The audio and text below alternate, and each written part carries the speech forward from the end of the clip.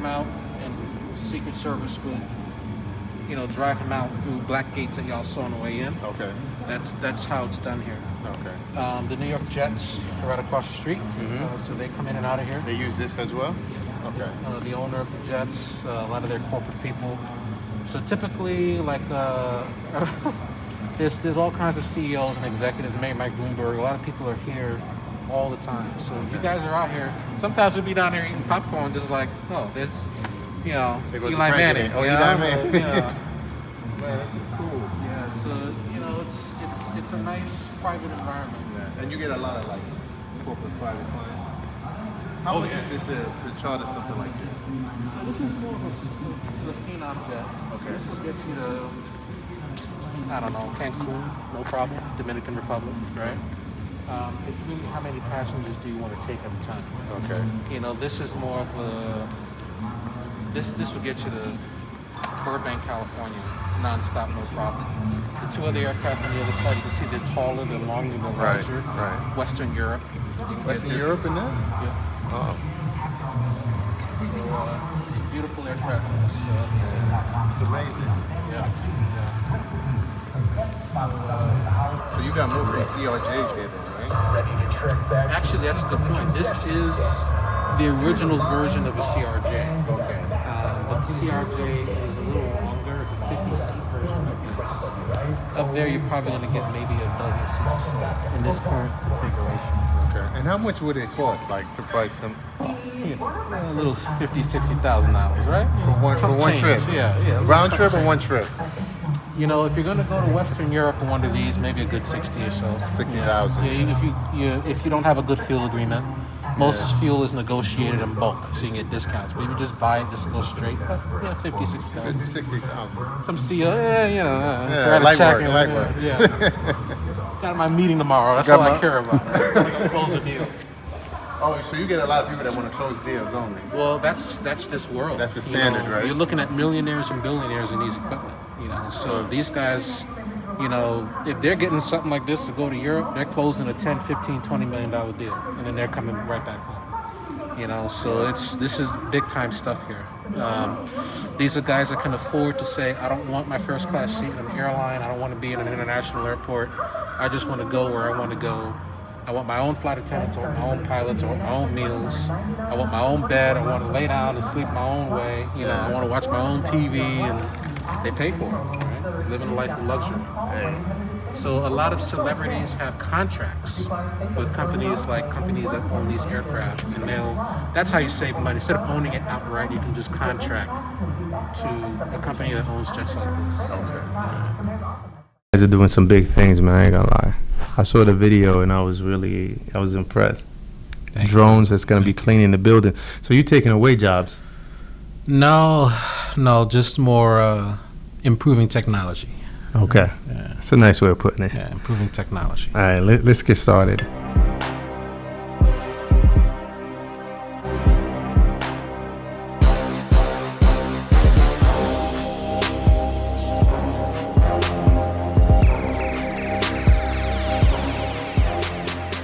Welcome back to It Starts Now, the happy hour of finance and business. My name is Stanley. Today we have a special guest. We're actually out in Jersey, and we at the Alpha company, which is, what kind of aviation company is this?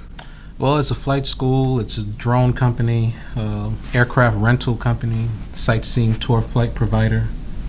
So it's a aviation entity that provides multiple services.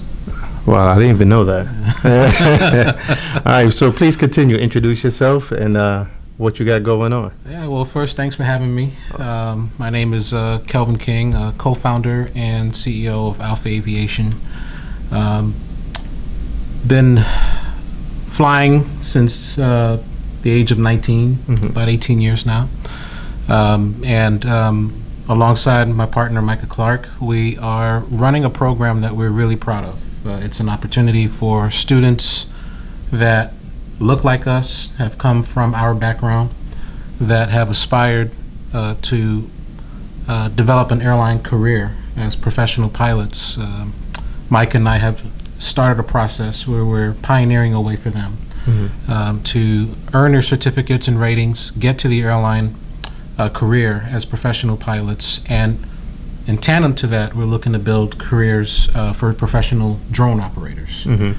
Just do me a favor, just talking to the mic real quick. Yeah, so Yeah, go ahead. we're building we're the first company to try the combination of flight training combined with drone services. So here we are. Yeah, congratulations, by the way. Thank you. Now, so like I was talking to you earlier, you have a video out, it's on YouTube, where you have the examples of the drones going out and basically, what is it? They were cleaning the windows. And I thought that was interesting because, you know, for us, what we know drones has to be for right now is, you know, besides military use, people use them to do, you know, movies, short videos and things like that. And now you transition it into a company where you're going to be able to do some kind of cleaning service, which I think that's great. Yeah, I mean, in 2021, Alpha Drones USA and Alpha Aviation were two of the same companies under one umbrella. Alpha Drones USA was the first company in the state of New Jersey and in the Northeast region to clean a commercial property with drones. And artificial intelligence, robotics, it's changing the way that we do business. It's changing the way that the world works. So we've partnered with a drone manufacturer named Lucid Drone Technologies. We're using a drone that provides the capability of spraying bleach or any kind of cleaning chemicals on any kind of building anywhere in the world, essentially. So we're very proud of that milestone.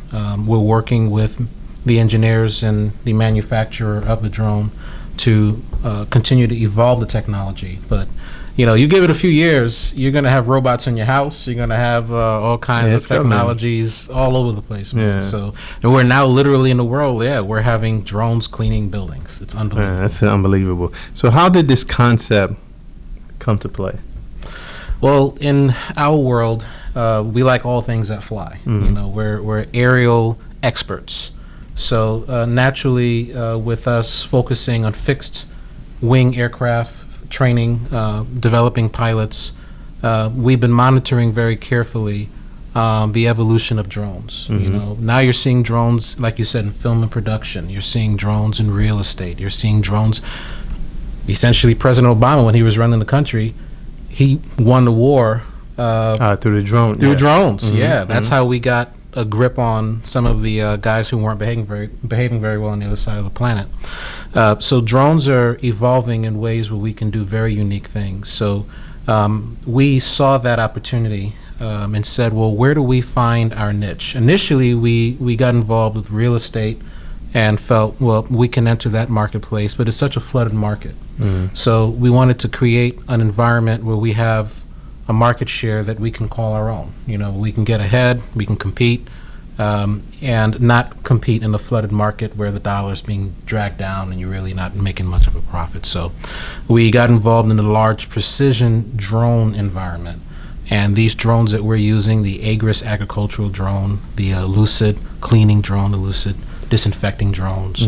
These drones are large drones that have a special skill set for a special environment. So we're very pleased to be able to be the first in our region to try these technologies out. Do you have a user case already or what?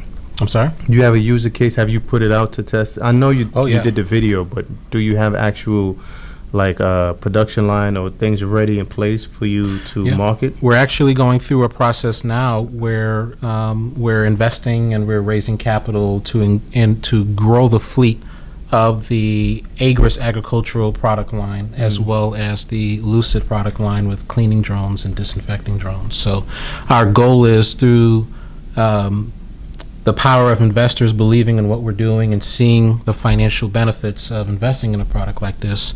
Our goal by the end of the year is to be the largest in the world concerning spray drones that provides agricultural services, that provides services that disinfects arenas and stadiums, places of mass gathering, and drones that clean exteriors of large commercial properties. Is it like pricey to get into like that field with the drones? Because I know from what you're doing, it takes you got to scale it up a bit, right? Yeah.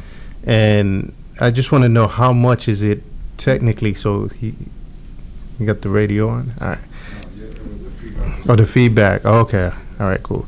So how pricey, yeah, you could be relaxed, so it's not that. Yeah. How pricey can it be to get inside this field? Well, let's call it twofold. Okay. In terms of building your career as a professional pilot and getting into the industry and earning your certificates and ratings, it's easily a $100,000 investment to earn your certificates and ratings. Our program is designed more in a nonprofit model where we're looking to help, again, a special audience of people that deserve some extra love and support from airline pilots like ourselves. So we brought the pricing down to help them out. Then you have the other side of this industry, the artificial intelligence and robotics side of the business. It's pricey. Yeah, it's pricey. But we've created a model where through the power of investing, shareholding, we're looking to create a grassroots effort where the middle class American can afford to invest in a product like this and enjoy the success that a company like ours is embracing already. We want our own market share, right. So we want to bring this back to the community. We want the people to enjoy this success as well. What's the potential like for? Because right now you're at the low ground, you're building up. What is the potential? What is it that you're trying? I know you want to be the largest in that manufacturing phase, but what is the potential gross that you can possibly make?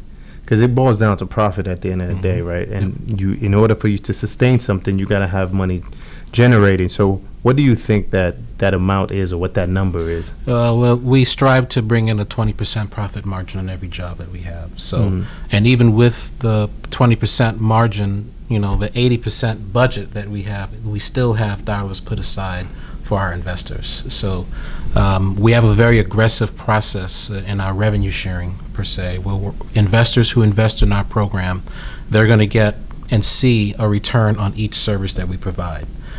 So we expect a multi-million-dollar revenue stream in the year 2022 from each product line that we're involved in. And it's just investor-centric. So we expect a 20% return on investment. That's good. Yeah, everybody wants a ROI. Knock on wood, that everything works out. Aviation is a tough industry. There's a level of risk that's associated. There's all kinds of things that you have to prepare for. You have to prepare for a drone going down. You have to prepare for maintenance issues. You have to prepare for all kinds of liabilities that makes aviation a little bit more expensive. We're prepared for that. That's why we're the experts. So we're still expecting a 20% margin on top of all of the other unforeseen and challenging issues that comes with the business. That's amazing to have that 20% on the ROI. That's great. I know you have, like, we walked through the hangars, we did everything, which I thought was pretty amazing. We actually saw a lot of private, it's not commercial, there are a lot of private aircrafts down there.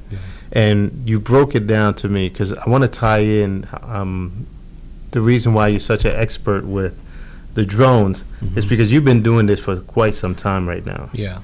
And then you have you broke it down how what was the one that you said it was cost about $1 million?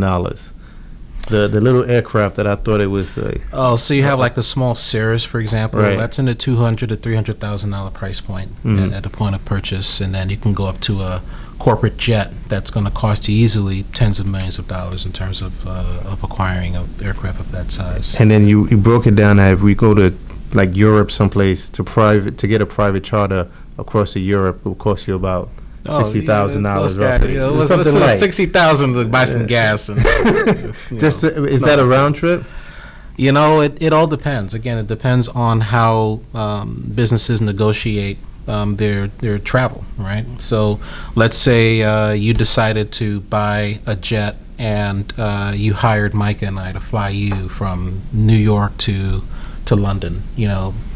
I would say $30,000-$40,000 easily in terms of covering your insurance, your equipment, your fuel, your pilots. Thank you for your pay.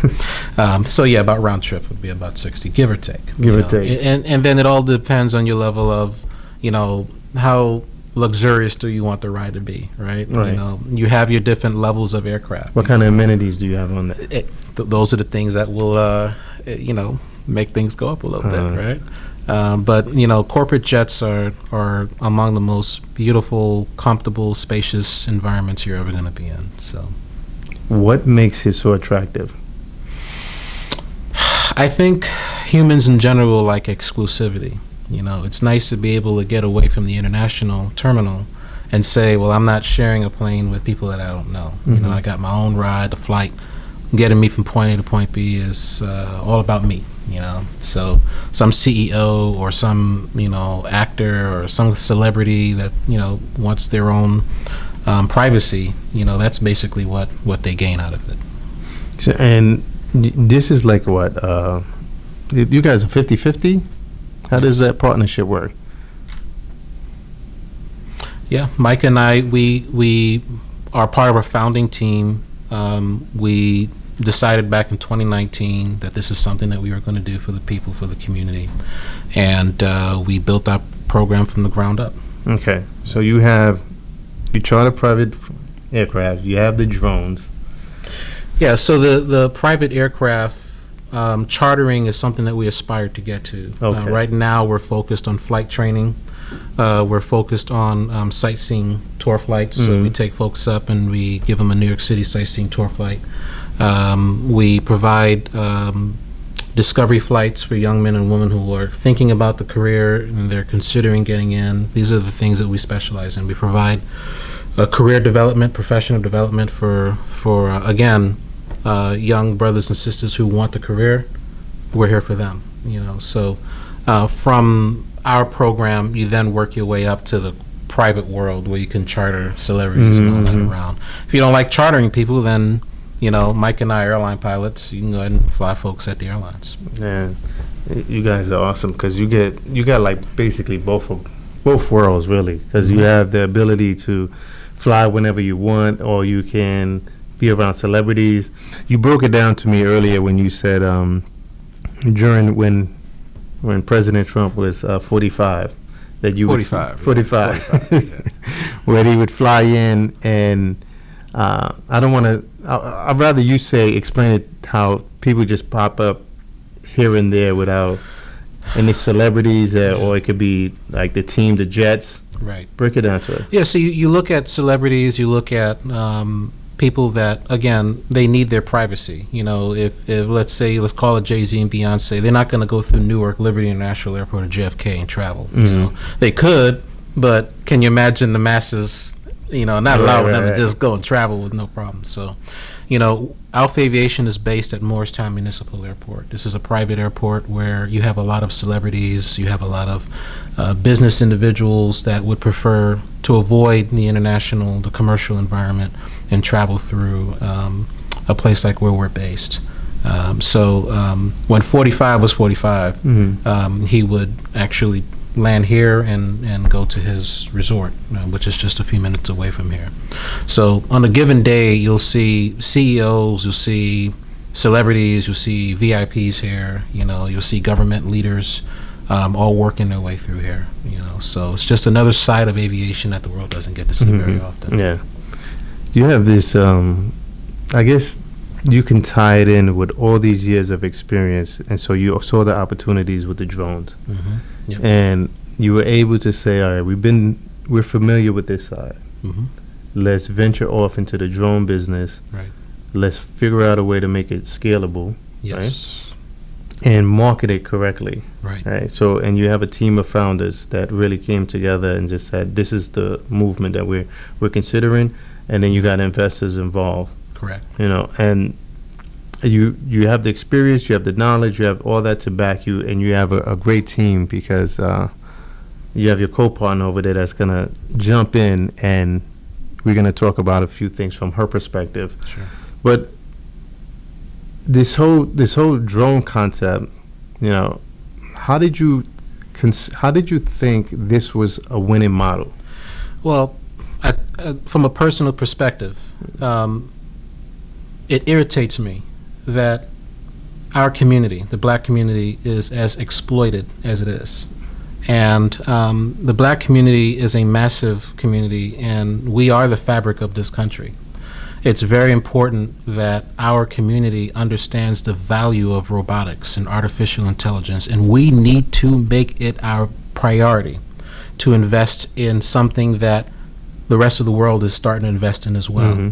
And when that happens, we need to protect our market share. We need drones in our communities being owned by us. We need to make our own money and keep that wealth in our own community. And that's what we're trying to get started here. We want to be able to get, the average brother and sister to say, I can afford to get involved in investing. We're not going to make it too expensive.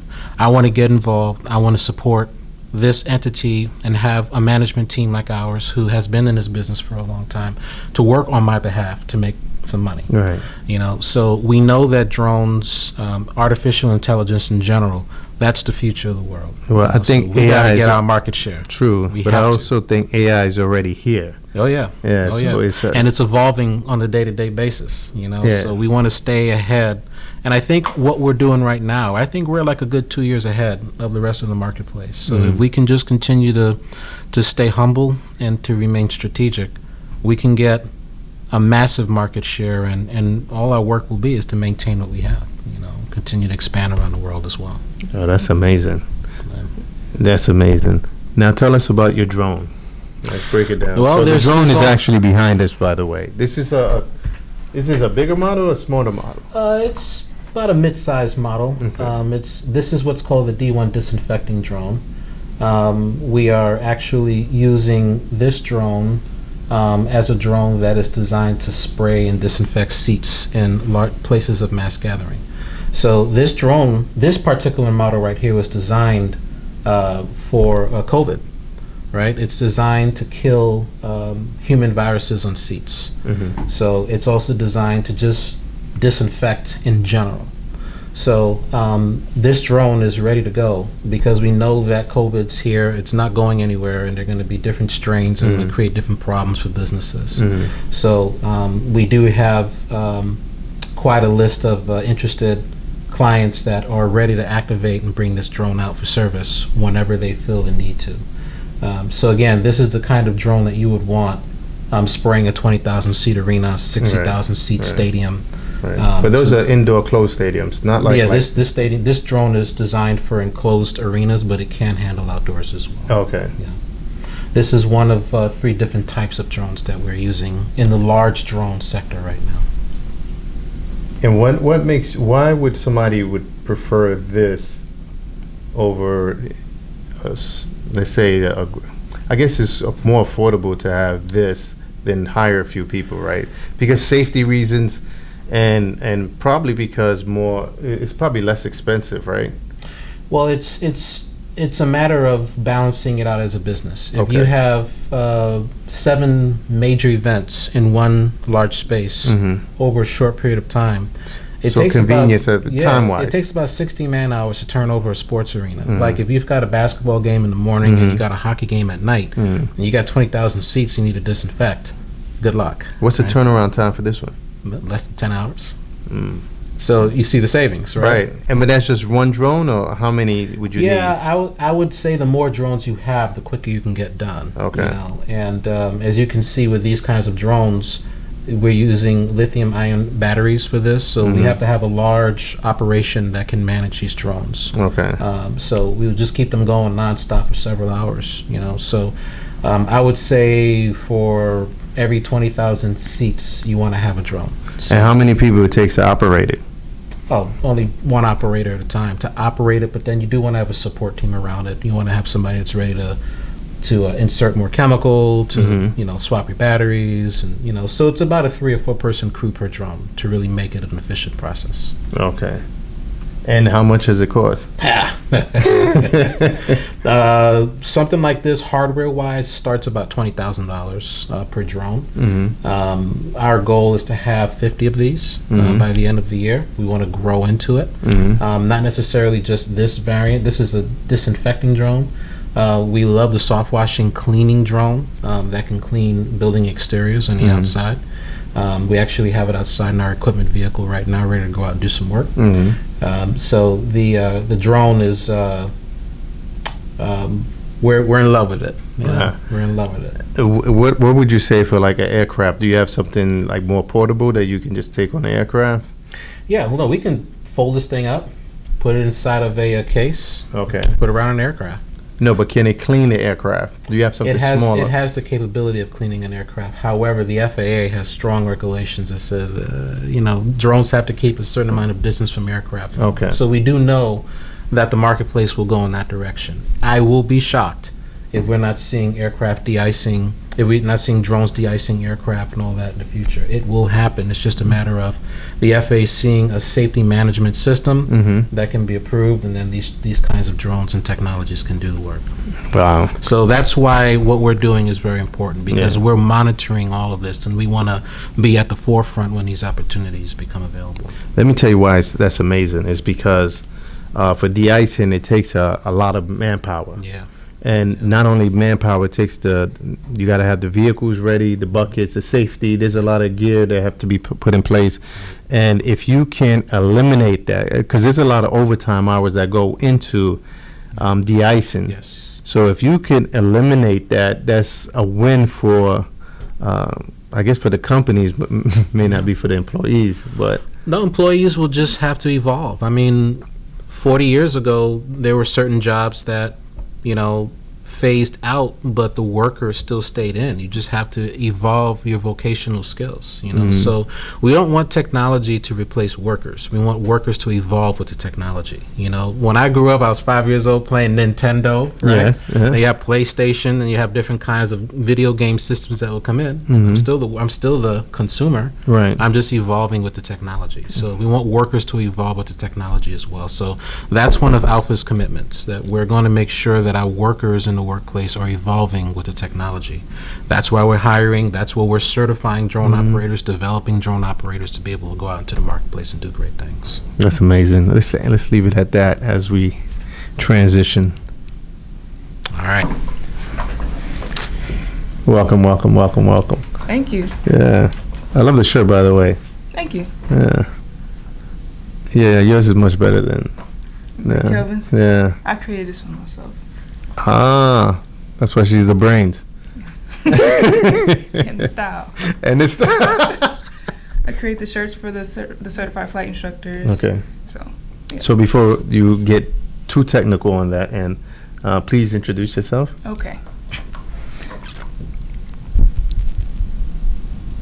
So, my name is Micah Clark, and I'm an airline pilot. I am from Detroit, Michigan, and I currently live in Jamaica, Queens.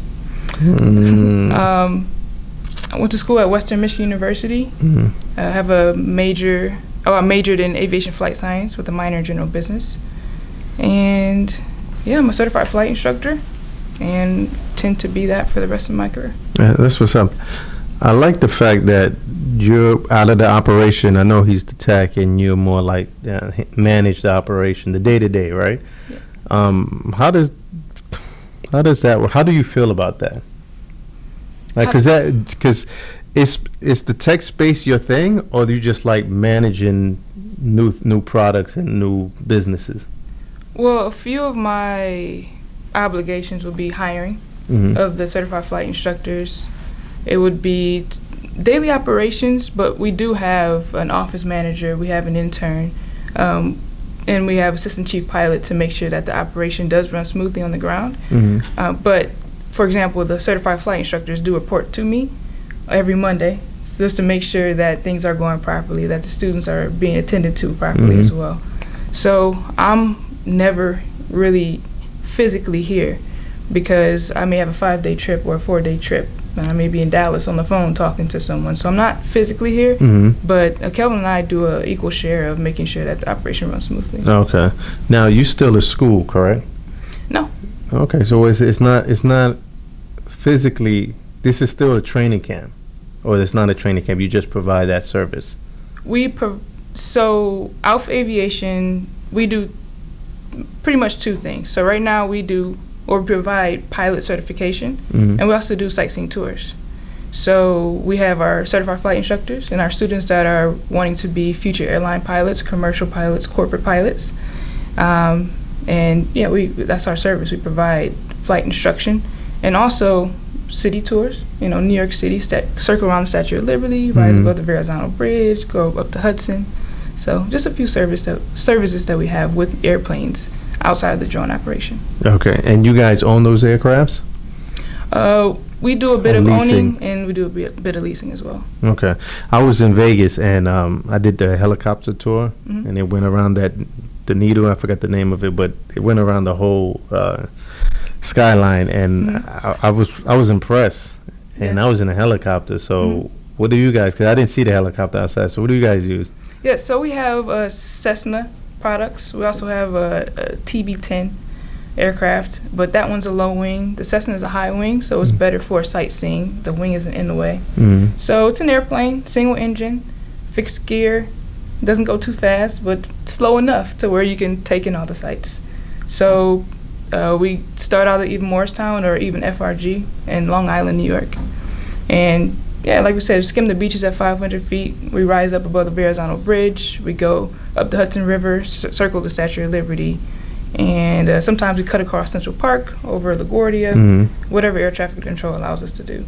So it's good. It's a 90-minute tour, and it's open to everyone. Can't have 6 people in the airplane, but it's a cost to where it's a bulk. So 2 or 3 people in the airplane, it costs one price instead of per person. Can you break down the price? Can I break down the price? Yeah. Sure. It's $399. It's called the $400, and you can have certain weight limitations because the aircraft can only hold so many people.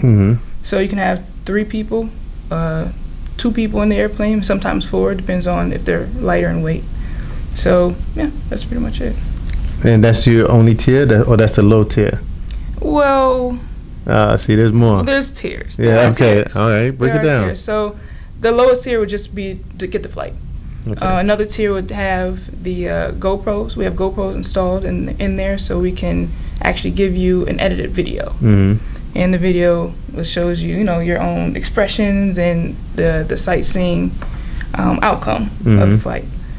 And then we also have a higher tier, which is a romantic package, that we can, have some fake wine, right? the fake little flutes, plastic flutes that you have. And maybe some chocolates, a little red carpet to make it even a better experience. Yeah, okay. Hold on. What would you like? This is what she's talking. I don't got super eyes, man. He has questions. Okay. Yeah. So. You can segue to it. Yeah, absolutely. Yeah. Okay. So are you the youngest black woman to be? Jumped right. Why not? Am I the youngest black woman? Yeah, to have your own, be a part of this aviation company, or even be a partner in this drone company. I would say I'm probably one of the youngest. Okay. Am I the youngest? I'm not sure, Hmm. but I'm 28.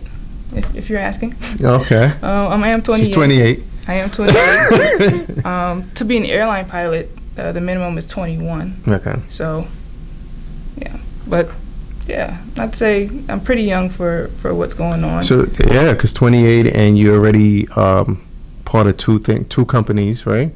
Because is the drone project under Alpha?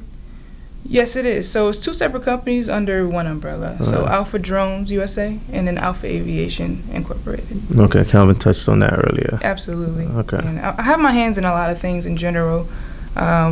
Members of a few organizations, co-owner of a company, full-time airline pilot. So. And what made you, because I asked Calvin earlier, what made him what made him think that this was a good business model? What made you consider, this is where I wanted to go, into the drone space? Yeah, we had a similar idea in the beginning. Okay. So him and I met through the same membership. It's an aviation organization that we're both a part of. And we actually were in Atlanta, Georgia at a cigar bar. It was an aviation mixer. And it's, networking. It usually doesn't happen in the office all the time. It could be a golf course, could be at a cigar bar. All right. So I'm shocked. The reason, cause first of all, he's a fanatic when it comes to cigar bars, cigars, yeah. right? And then the fact that you just said it, I'm Excited. curious, yeah. And his eyebrows just rose a little bit. But go ahead.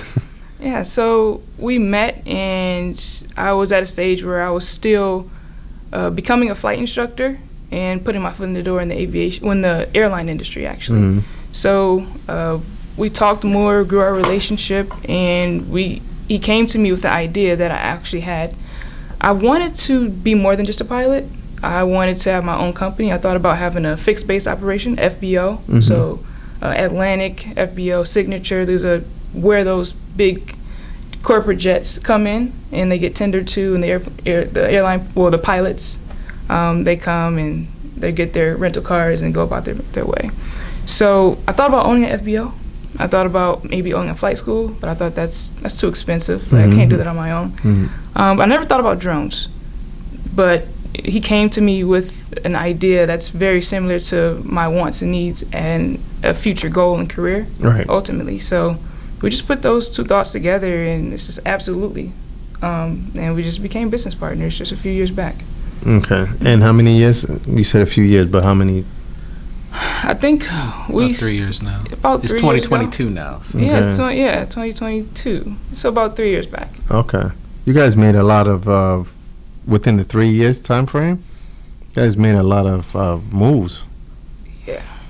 Yeah. Like, what was phase one like? Huh. Tough. Phase one was let's give it a try and see how we can help people. And then a few months later, the pandemic hit us. So we went into emergency mode of just surviving through a pandemic that an upstart typically should not survive.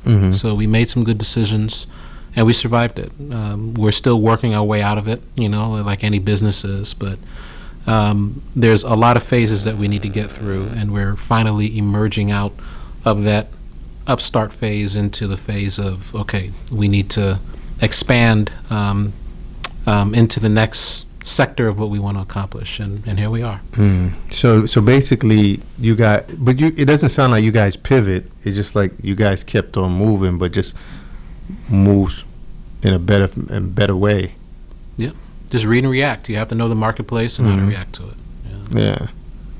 Right. Because it sounds like you just guys kept moving, although COVID probably slowed down and the world probably slowed down, but it seems like you guys were still making traction, and then utilizing that opportunity to really position yourselves to put a pretty good product out, because the product is, I'm pretty sure you didn't have this safety in mind until COVID came. So you guys were still going in the drone direction, but pretty much did not a detour, but did a slight curve and go into this space right here with safety and cleanliness, which I think that's great, because most people didn't know how to adjust. Right. Yeah, I actually was having a conversation with with a friend of mine. He was part of a church, and he already had technology set up for quite some time, but no one was ready for it, right? But he was prepared, so he had everything lined up. And when COVID happened and everybody was turning off the lights, he just turned on the switch. So they automatically made a transition. They didn't have to pause and see how they're going to go into technology, how they're going to do with the streaming and the Zoom calls. He already had the things prepared. And it seemed like as you guys were setting up, you probably had the plan prepared, and you just guys kept on moving. Right. Is that about right? Yeah, and we have a lot of good people around us too. There's a member of our team that introduced us to the opportunity of securing the drone that's behind you. We weren't planning on implementing that drone. That was not part of our strategy. So just like any business, you have to see what opportunities are out there and how you can thrive. And we've been opportunistic. So just like any business, you have to say, well, we didn't ask for this situation, but we've landed in it. How do we survive? How do we make some money in the process? So. Yeah, I think that's pretty cool, man. I just have one final thing, and then we're just gonna open up to whatever questions that the team here may have. But for you guys, it seems like you were I don't want to say got lucky, right? because you got everything in place. But like you said, somebody made referrals and the connections, and then you was able to take advantage of those opportunities. And I think that's pretty good. But how were you able to sustain yourself for the time being?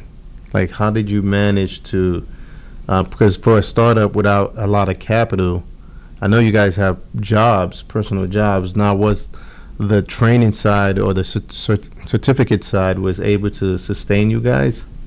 How do we able to, because $20,000 per model, it's a lot of money. Loans, personal finances, Mm-hmm. People that donate, people that invest. That pretty much kept us above water. Business moves when it comes to reduction in costs. Maybe we need to take insurance off an airplane. Maybe we need to sell an airplane. Maybe we need to just stick and move with what's coming next. That's pretty good. Yeah, and guys have any questions before we wrap it up?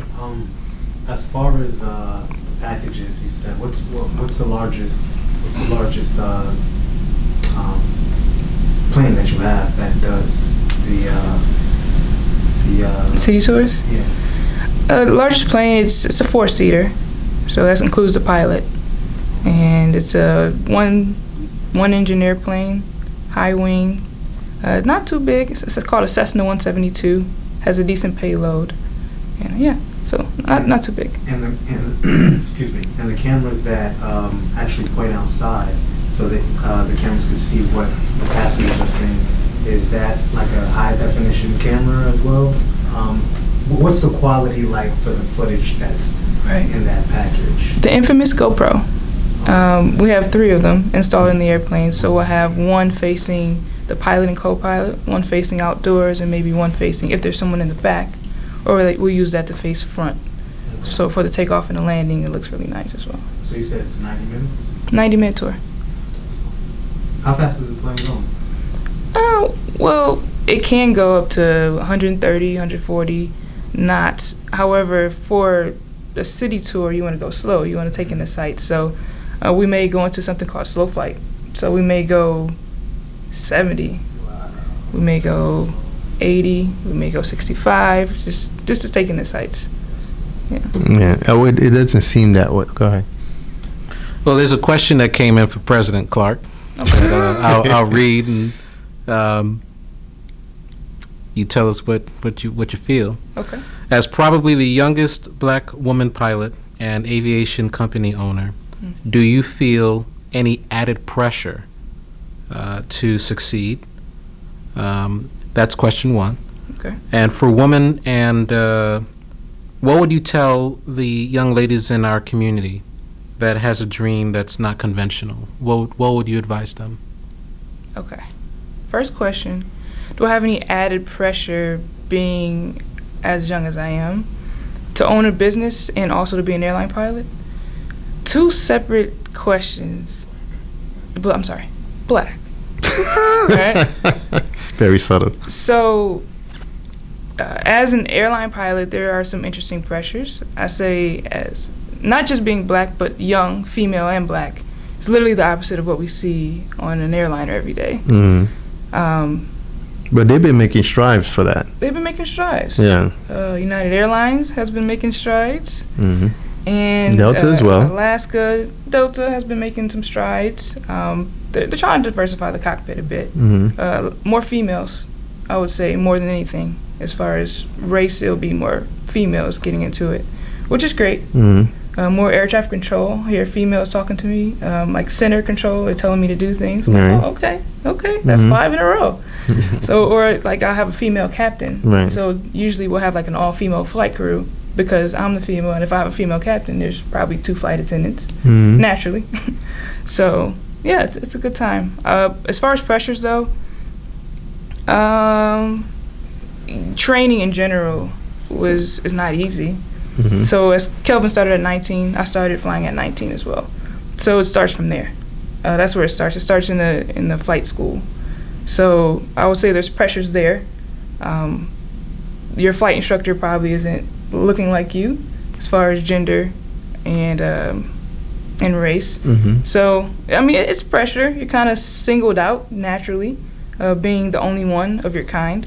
So I would say that as far as pressure, it's more motivation than anything, just to get more here. And that's why Alpha Aviation started. That's why I have my hands in other organizations to make sure young black women and minorities are at the forefront and get the opportunity that everyone does get. As far as Alpha Aviation and being part of it, I don't feel the pressure. Just, I guess I'm self-motivated, so I just want to do the best I can, regardless of the situation. And I would say becoming an airline pilot, it just makes me feel like I can do anything else. Why is that? As I said before, the process, it was Overcoming the process of becoming an airline pilot. Okay. Yeah, so since 19, I mean, what do 19-year-olds want to do? Do they want to study? Do they want to stay in the house, study at 4 a.m., fly when they can party? You know, you have to kind of mature sooner, grow up faster, and just get your head in the game. What kept that focus there? Like, how did you adapt that mindset? I would say the love for what you're doing. Kind of like the phrase, I don't know if you heard of it, but you'll never work a day in your life if you love what you're doing. True. So But did that set in from an early age? Like, how did you envision, or did you come across somebody that said, oh, that gave you that inspiration, or maybe guided you? Yeah, so it's God. I would say it was God that kind of gave me that intuition or that aha moment to make me want to become a pilot. I'm the first pilot in my family, and I believe Kelvin is too. So I was literally at an airport, and I was trying to figure out what I wanted to do. I went to a HBCU in North Carolina for a little bit and decided that the major I was pursuing wasn't the one I wanted to do. So I was like, what do I want to do? I was eating some Checkers or Rallies, wherever you are in the region. And I saw an airplane pull up. I was at the airport at the time, and the captain put his hat down, the jetway connected. And I'm just like, what do I want to do? Maybe I could be a pilot. What age was that? That was 18. Okay.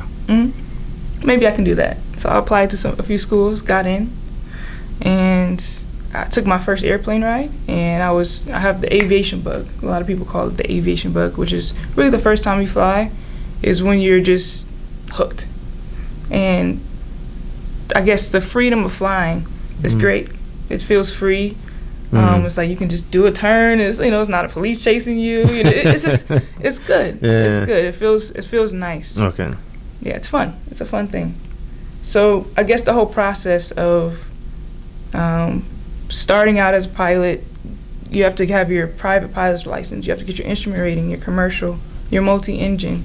You have to become a flight instructor or do something that gets you flight hours to be eligible even for the airlines. So with that process, I would say it built a lot of character. From an early age, that's good. From an early age. And that I guess work ethic and determination carried it through.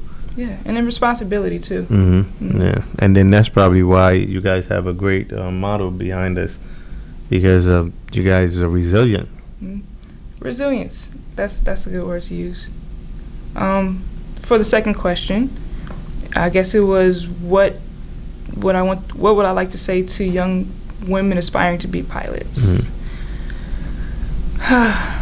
This is a good one. I would say to be resilient, to never give up, to think big, think bigger than yourself, think bigger than your community.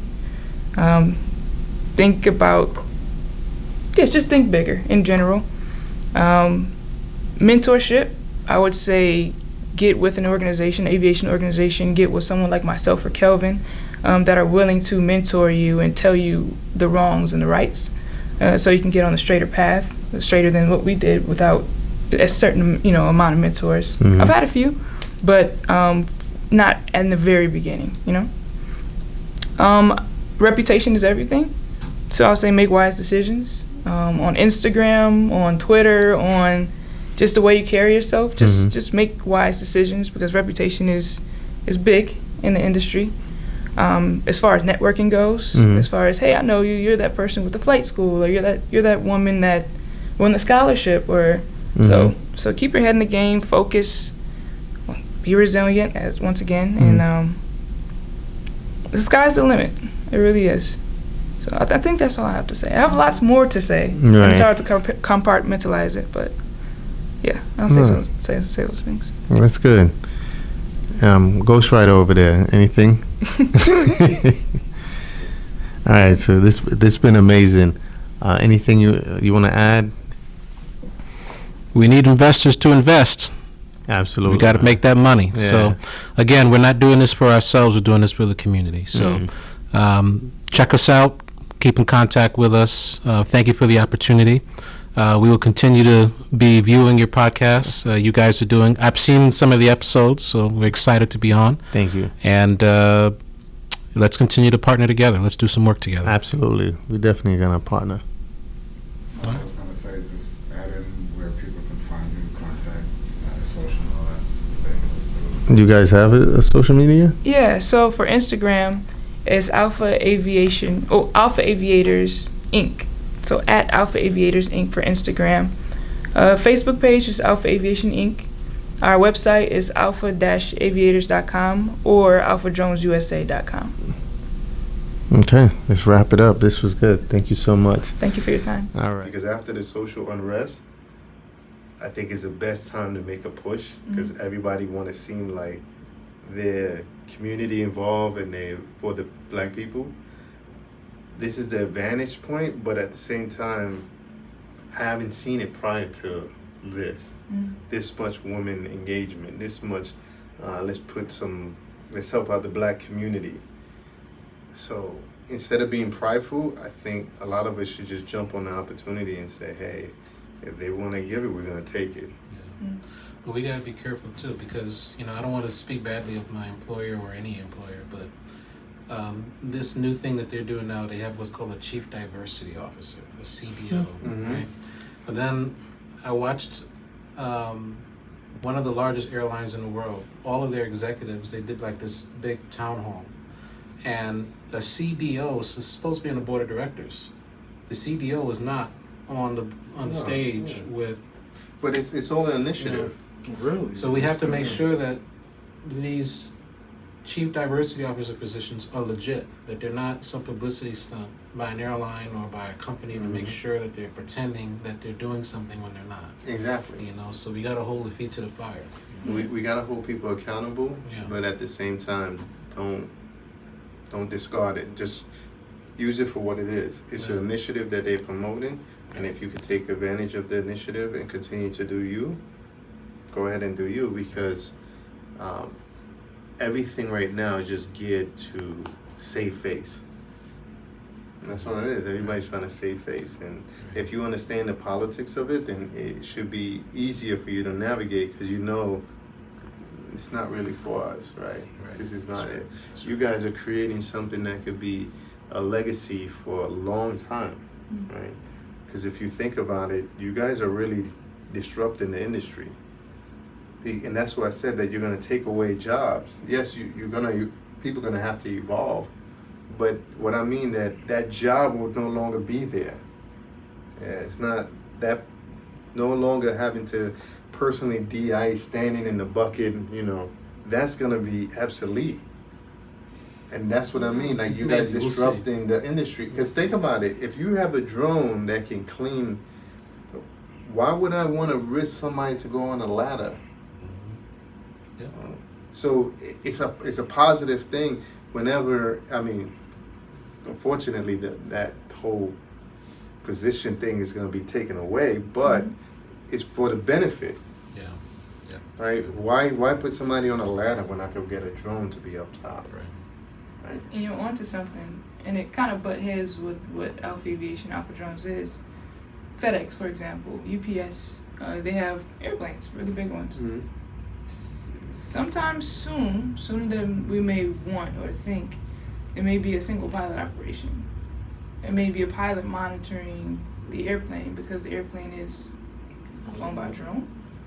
Someone in the office doing it, and you need a pilot to maybe click off the automation just to make sure that The boxes are okay. The people, passengers, Delta, United, they're not ready. Our grandmas, they're not ready. They're not doing it. No. But boxes, Why not? why not? Yeah. So, I mean. Why not? And to add to your point, right? Everything evolves, right? Right now, there's other jobs that's coming on that tech has, like I said it before, like Uber Eats and all these other, they even giving out that you could go and shop, go to the supermarket and pick up food for people. All these apps are coming up with different ways to make money. That's why a lot of companies are lacking in human resource, because there's so many other avenues to go into. You're providing them an opportunity to say, okay, you don't have the human resource or the bodies to fully be able to utilize this functionality, like this business functionality or this sector of the business, right? You're saying you can allocate your resources someplace else because we got the drone to facilitate what you got going on, right? So instead of saying, all right, you need a whole bunch of bodies for de-icing, but you're not getting any new resources coming in because nobody wants to, we in the high, they call it, we in the high resonation term. But if you don't have the people to de-ice, what I'm telling you is, well, utilize them someplace else, and we'll facilitate the de-icing with the drones. That's disruption, where you're saying that, okay, I can still help you no matter what the case may be. You just have to find a way to put your employees in different areas, right? And that comes with the packages. That's the same thing going to be with the baggage luggage, right? Extra baggage luggage, I've seen it before where it's like, all right, we have too many luggages, so we got to get rid of them to make space within the bag room. But then if you have like a drone that can operate certain things, why not just lug them out and go someplace else? Like you said, passengers are not going to be ready, but there's other ways you can utilize them.